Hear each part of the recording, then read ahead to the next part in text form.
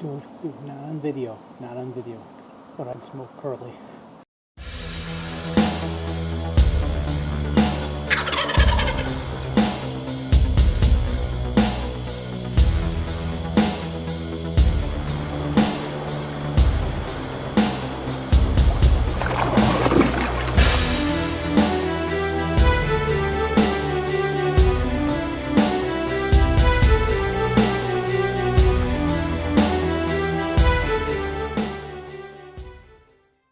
We just got an awesome phone call.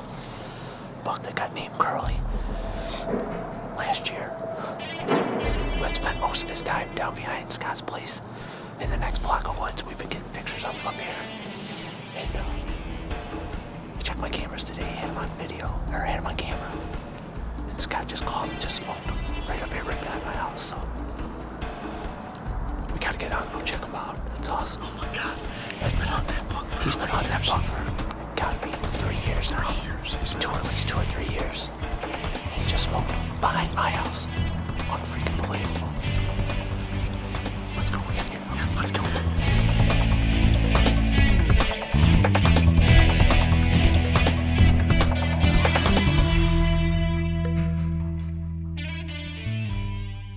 This is the exact spot that 2 years ago the buck that I named Lucky came about a yard and a half from me, and I just wasn't able to get my bow drawn because he came on me so quick and I was hunting on the ground.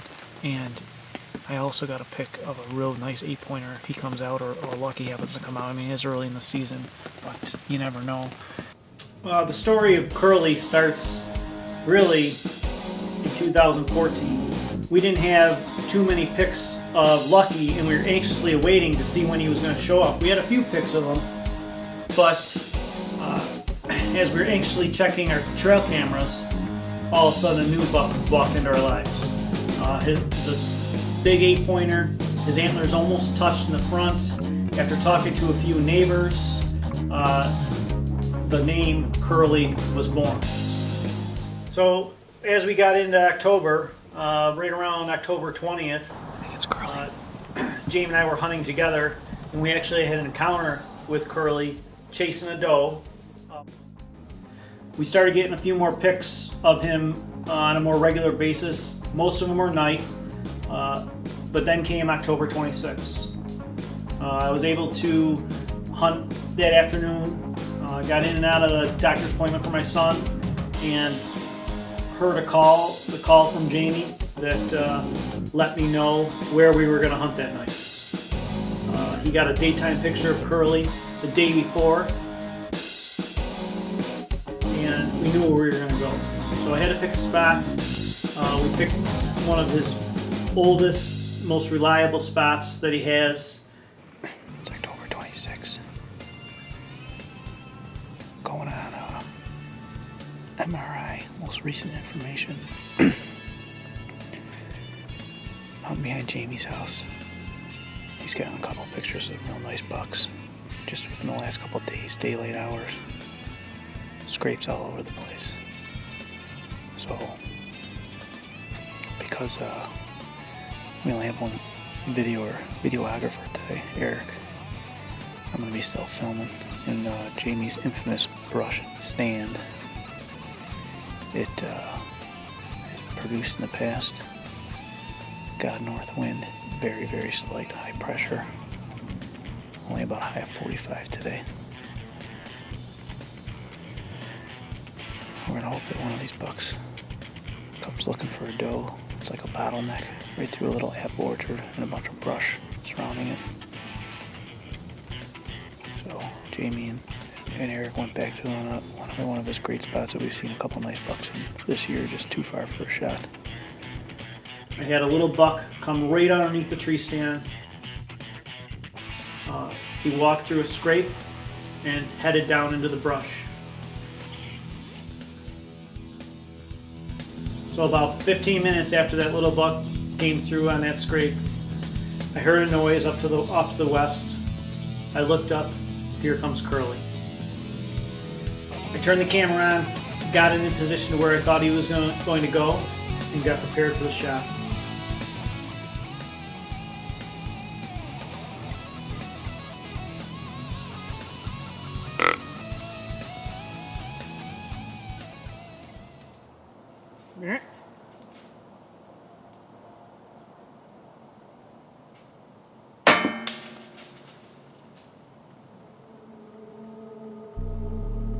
and my heart almost sank.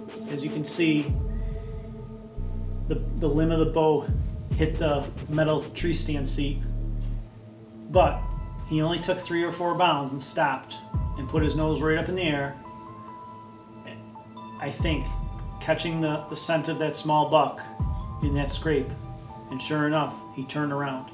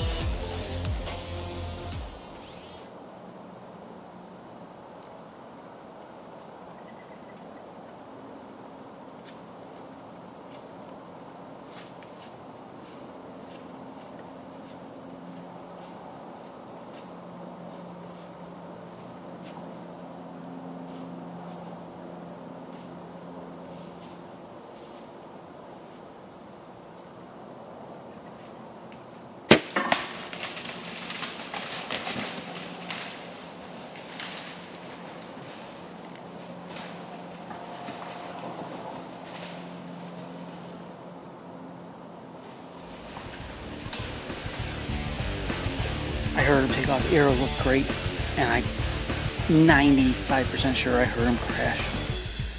And it is the biggest deer I've ever killed. Just talked to Jamie and Eric. They're on their way. Go ahead, I got you. Ooh. I got you. Go. Oh my god. So I look up, right up on the brush toward the pond, and all of a sudden I see just antlers just come out like this. And I was like, Curley. You know, I mean, I was like, Curley. And he's coming right down. You know, the lane, you know, Yeah. perfect lane, you know, spot. 22 yards or whatever. Yeah. I get the camera. It was so thick to where he's coming down. There's like no way I could, you know, I didn't want to be screwing around with the camera trying to get him. And You then got to pick the spot. I And pick the hopefully- spot. I go there. I'm like, okay, you know, got him record. And doesn't he come down instead of going there? He goes like this. Goes out 10 onto the yards trail. behind onto the Yeah. trail, comes down. There's that scrape. Do you know what that scrape is in the corner of the trail where you remember when I came down with you and said use the chainsaw to cut this and that? Yeah. There's a scrape there. Oh, I didn't know. I didn't go over. Oh yeah, there's a scrape. I can see it with my binoculars. So he goes to the scrape. I'm like, you know, and then he's like wide, you know, it's pretty much wide open. So I was like, there's no way I can get like the camera, you know, there's a 3-foot window, so there's no way. I'm like, I'm just gonna have to shoot him and then, you know. So I'm like this, and I practiced this a bunch of times because the seat's up, you know, and it's kind of in the way, and you're kind of leaning. I'm like leaning on the sand. I pull, I see my luminac just go in the ground like 8 yards in front of him. He bounds 3 bounds that way, stops, turns, and now I think he's gonna come up this way, and I can shoot him up up here. the ditch? Up the ditch. You know, and obviously at this point, you know, him being alert, I wasn't gonna try to, you know, again with the camera, like, you know, so he turns, and now he's just ever so cautiously coming back to that scrape. So I'm waiting, and this time I'm like, I calmed myself right down. I was like, I was leaning right up against the thing. I'm like, I am not hitting that tree stand again. And he comes walking right through the scrape. I pull back. I even leveled my bubble, you know, and I picked, you know, it's 28 yards. I put it right, you know, right behind his shoulder, and I released. And as soon as that thing hit him, man, he took off like a train, through everything. I mean, just. and then all of a sudden he stops, and then And nothing. nothing. Oh my God. Let's go get him. I can't. Oh my God, I can't believe it. everywhere. Oh, look at the blood. I mean, it's just clear. Right.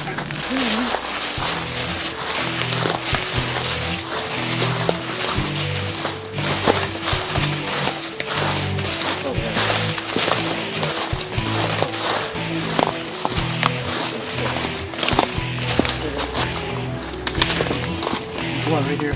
Lots of it. One right here.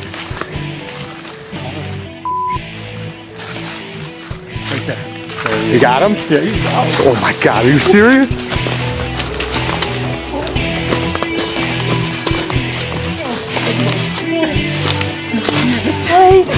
Oh my God, he's a giant. Oh God, he's a tank. Dude, congratulations. Oh my God, hold him up.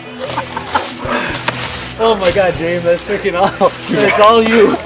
My God, that is all you. Oh my God, Jamie, you called it, man. Are you freaking kidding me? That is all you, James. Dude, that is a tank. Scotty, turn him towards me.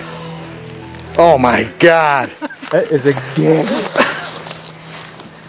Oh my God, dude, are you Oh kidding? my God, are you kidding me? Oh my God. Unbelievable. It's unbelievable, is right. Oh my God, dude. Look at him, man. Are you kidding me? What a slammer. Oh, you know, biggest buck I've ever shot.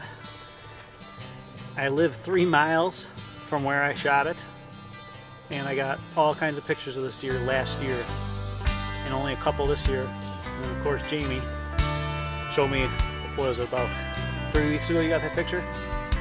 And it was a distant trail cam picture. I go, that's Curley, that's gotta be the deer. And you know, just so happened today, he checked his cameras, he got a daytime picture of him, and you know, thanks for having the stand set up where it was, because he told me to go sit in it. It's amazing, just absolutely amazing. For a New York State buck, they don't get too much nicer than this.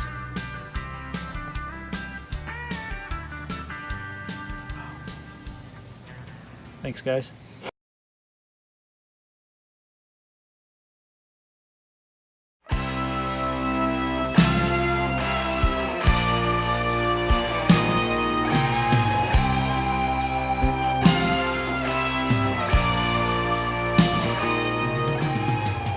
Watching deer for multiple years and developing a history with them makes it even that much more exciting when you get to harvest that animal.